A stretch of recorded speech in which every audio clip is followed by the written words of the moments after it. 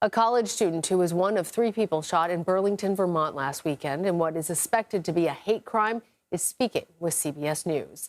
In his first sit-down interview since leaving the hospital, the victim tells our Errol Barnett that he and 2 others were targeted because they were speaking Arabic and wearing traditional Palestinian scarves. And our own Errol Barnett, a CBS News national correspondent, joins us now from Burlington, Vermont with the Network News exclusive. Errol, what did Mr. Abdalhamid tell you about the shooting?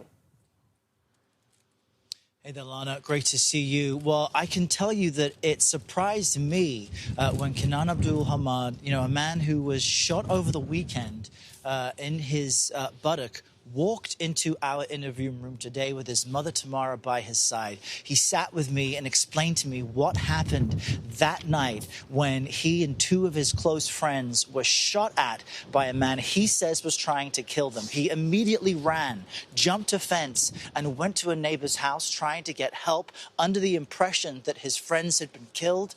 Here's what happened next. I knocked there, and they kind of stared at me, the people inside. At first I told them like this, please, I need y'all to come out. They came out, and I said, hey, I need y'all to call 911. My friends were shot, they might be dead.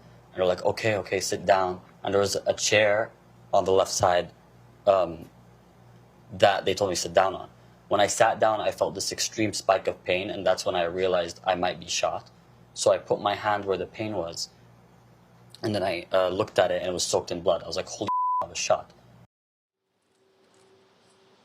After that moment, he says he told the people in that house to get him an ice pack. The police arrived. Ambulances had arrived to help his 2 friends who were still alive and had been rushed to the medical center nearby. And he knew from his training as an EMT that he needed to get quickly to the hospital as well, even though there wasn't an ambulance to take him. So he told the police here in Burlington to just take him to the hospital in the cruiser, in their police cruiser, as they did that night. You're seeing some of the footage from the scene now. And it was then at the hospital a few days later when he was able to speak for the first time to his mother, who said that she passed out when she received the news that he and his friends had been shot. And so just a really unimaginable experience for this young man less than a week ago, sharing details of what that night was like for the first time with us at CBS News. Incredible details, hearing that from his own mouth. And his mother, as you mentioned, Errol, was there with you.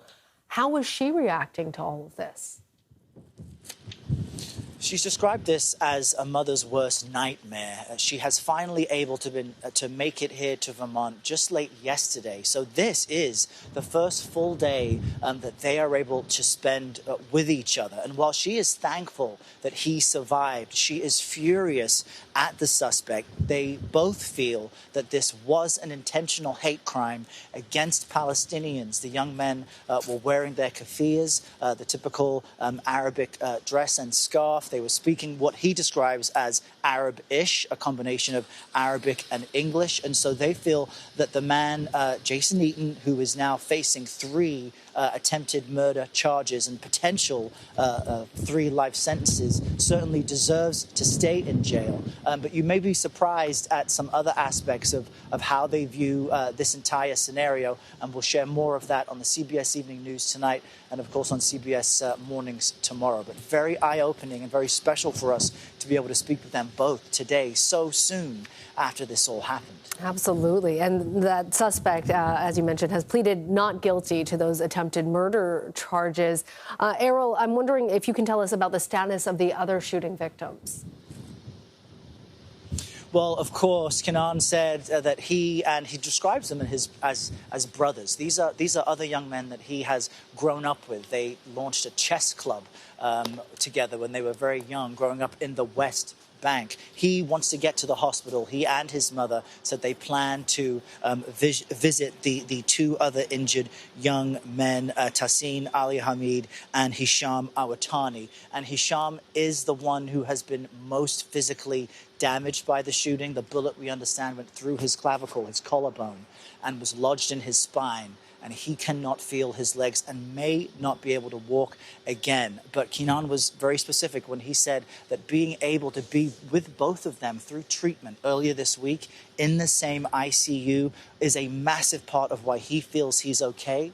And why all of them are able to recover. But Lana, I will tell you, he is clearly traumatized. He says he cannot sleep. He is in a constant state of heightened alert and is fully aware that it will be some time, quite a long time, before any of them will feel any sense of normalcy again. But I should share with you and our viewers that they are so deeply thankful to everyone who has shown them support. He said to me that he didn't think the story of 3 Palestinian men being shot in the U.S. would gain this much attention and that they would receive this much support.